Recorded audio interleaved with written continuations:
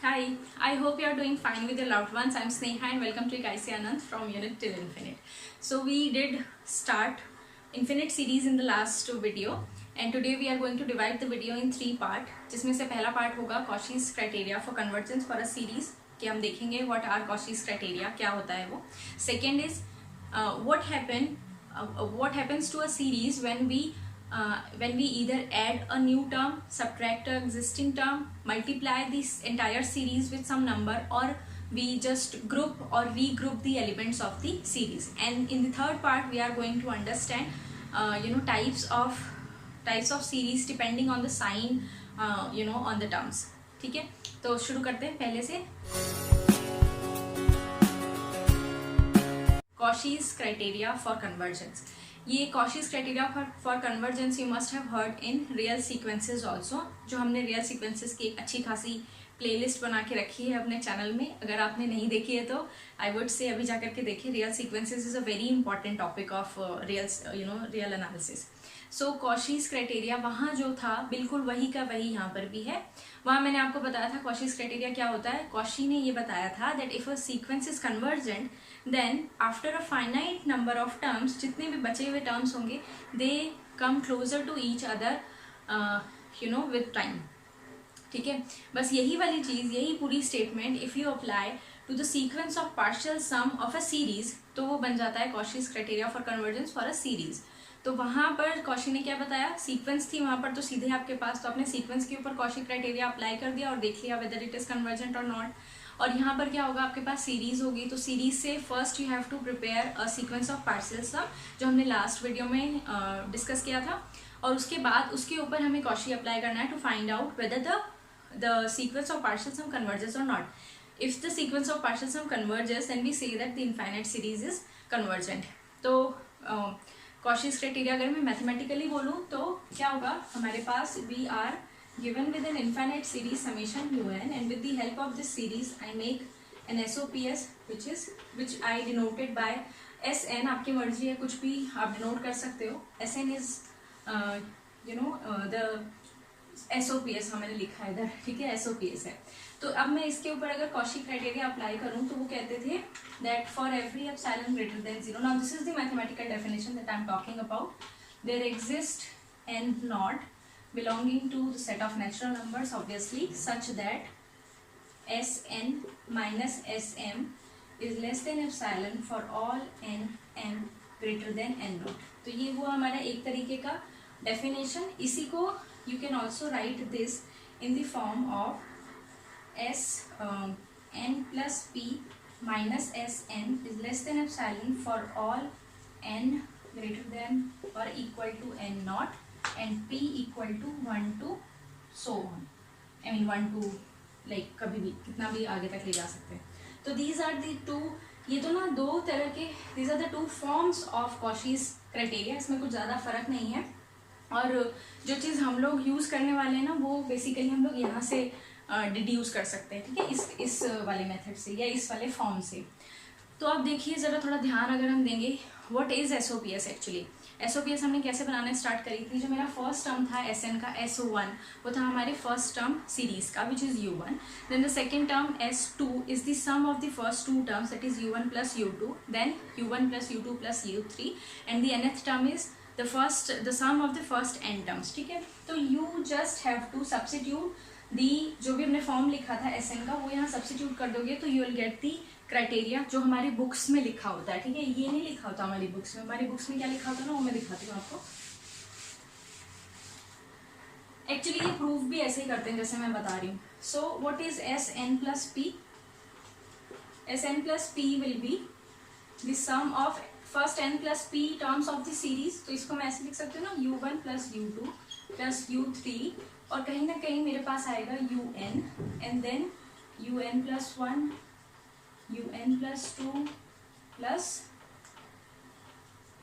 UN plus p, कुछ ऐसा आ जाएगा, right. Similarly what is SN. SN तो सिंपल था, U1 plus U2 plus U3 till UN. Now यहाँ क्या करना है, मुझे इन दोनों को सब्ट्रैक्ट करना है. जब मैं इन दोनों को सब्ट्रैक्ट करूँगी ना तो मेरे पास ये चीज़ तो पूरी कैंसिल ही हो जाएगी सब्ट्रैक्ट करते ही. ठीक है, सिर्फ ये बच जाएगा. तो ये जो क्राइटेरिया है ये कुछ ऐसा चेंज हो जाएगा. जो हमारी बुक में जो प्रॉपर डेफिनेशन लिखी होती है वो लिख रही हूँ। For every epsilon greater than 0 there exist n not in n such that, ना वो ऐसा लिख करके लिखेंगे, दी सीरीज के जो ये टर्म्स होंगे ये लिखे होंगे, is less than epsilon for all n greater than equal to n not and p 1 to infinity. ठीक है, एक्चुअली में प्रूफ भी ऐसे ही होता है। तो समझाने वाली बात यहाँ पर ये है कि कुछ नहीं है समझाने वाली बात। You are given with the SOPS, अगर आपको उस पर you have to apply Cauchy to find out whether it is convergent और नॉट, तो आपको क्या करना है, आपको एक ऐसा नंबर, फाइनाइट नंबर ढूंढना है सच दैट उस फाइनाइट नंबर के टर्म्स के बाद मेरी जो SOPS है उसके टर्म्स आपस में बहुत ज़्यादा क्लोज आने लग जाए। अगर ऐसा होगा तो sequence will be convergent, otherwise it will not.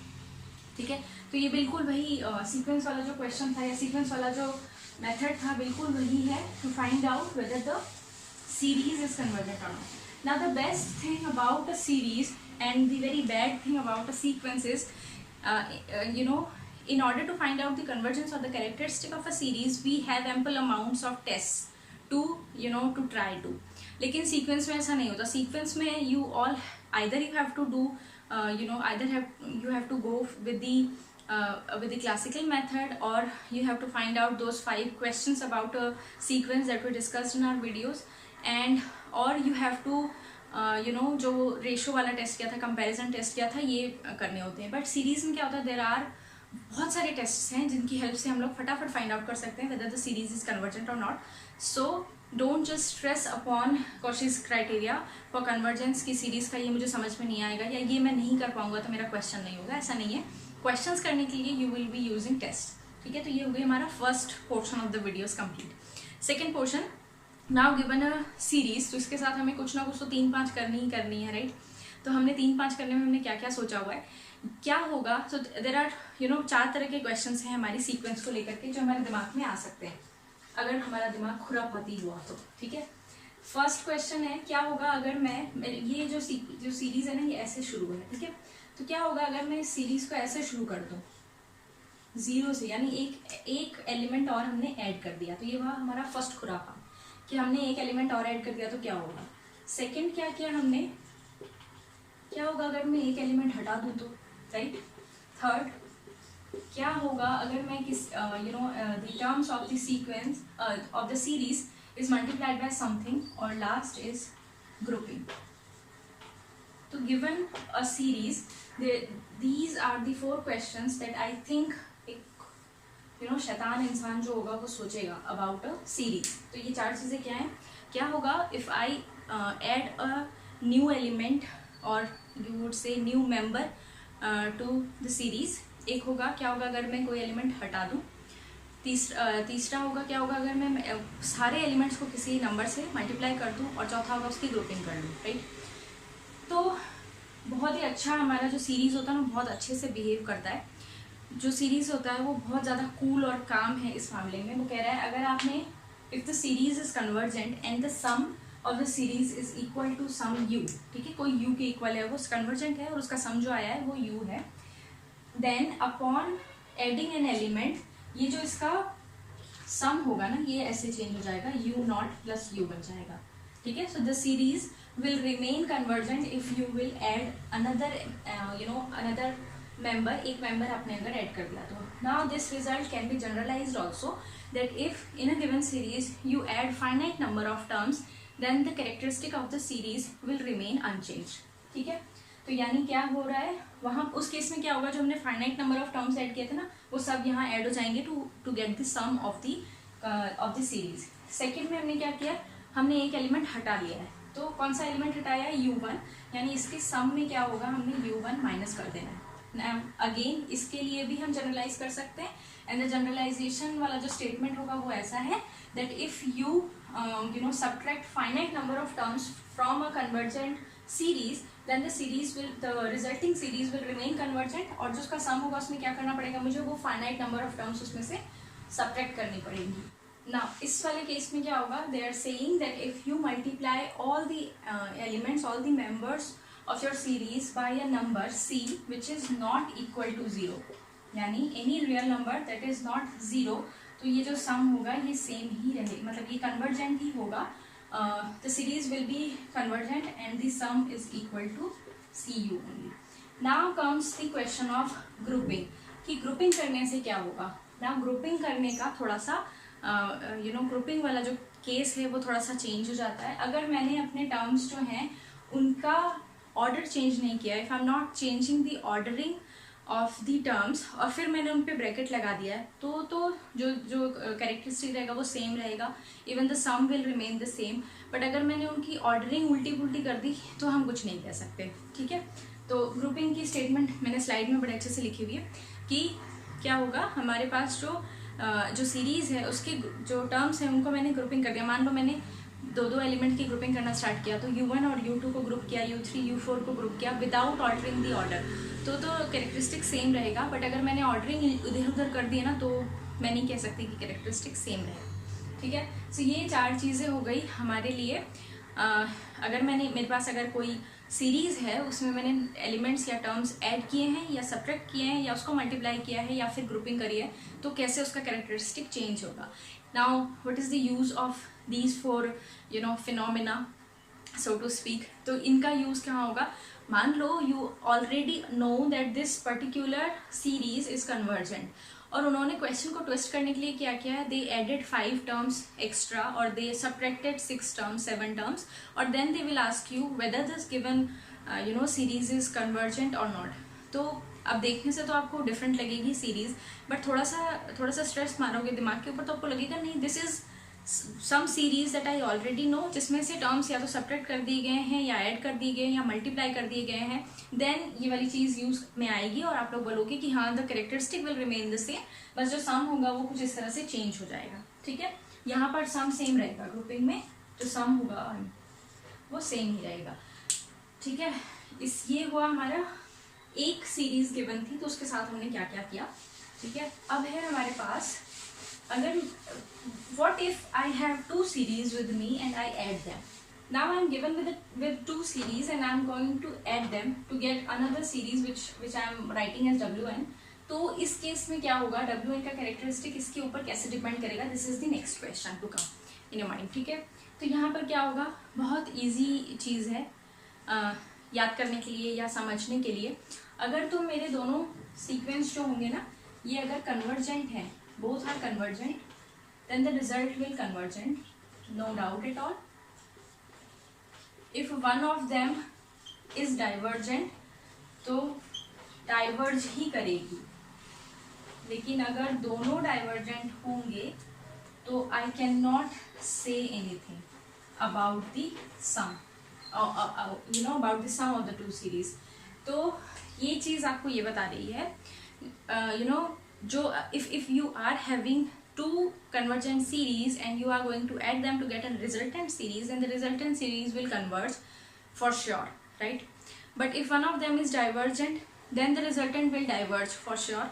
अगर दोनों divergent होंगी तो there is no result that states that the resultant series will converge or diverge. तो ये हमारा क्या हो गया, एक तरह से algebra of series, कि अगर मैंने if I am given with 2 series and this is also true for subtraction or difference of 2 series. So if I am given with 2 series and I want to add them or I want to find the difference between them, and then I made another new series and I have to remark about the characteristic of the new series.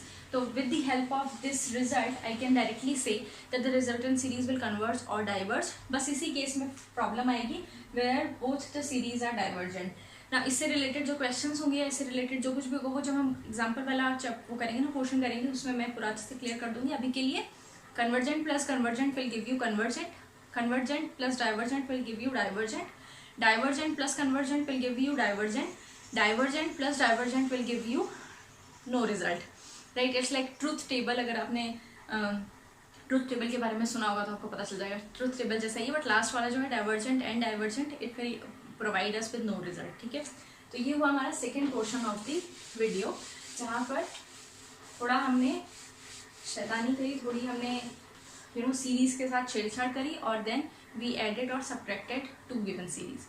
Next comes जो कि बहुत ही अलग सी चीज़ है जो कि normally book में ऐसे नहीं बताते, but I thought this is more kind of relatable than just telling you what are the definitions. So given a series with the sign in front of the terms, we can divide the series in 3 parts, right? So if you are given with a series, then the series may have all the terms that are positive, all the terms that are negative, and terms with alternate sign. ठीक है, एक पे plus होगा, एक पे minus, फिर plus, फिर minus, ऐसे करके. सो गिवन अ सीरीज मेरे पास ये 3 केसेस होंगे as far as the terms of the series are concern. तो जो पॉजिटिव टर्म की सीरीज होती है ना, इस पे हम लोग डायरेक्ट टेस्ट अप्लाई करते हैं. मोस्टली जो टेस्ट होते हैं वो पॉजिटिव टर्म सीरीज के ऊपर ही बेस्ड होते हैं, उन्हीं के लिए ही बनाए गए होते हैं. ठीक है. Then comes the negative term series. तो नेगेटिव टर्म सीरीज के लिए हम लोग यूज करते हैं absolute convergence. And what is absolute convergence? Absolute convergence is saying given a series, आपके पास कोई series given है summation un, then the series is said to be absolutely convergent if क्या किया मैंने, जो मेरे पास जो terms थे उनकी absolute value दी है.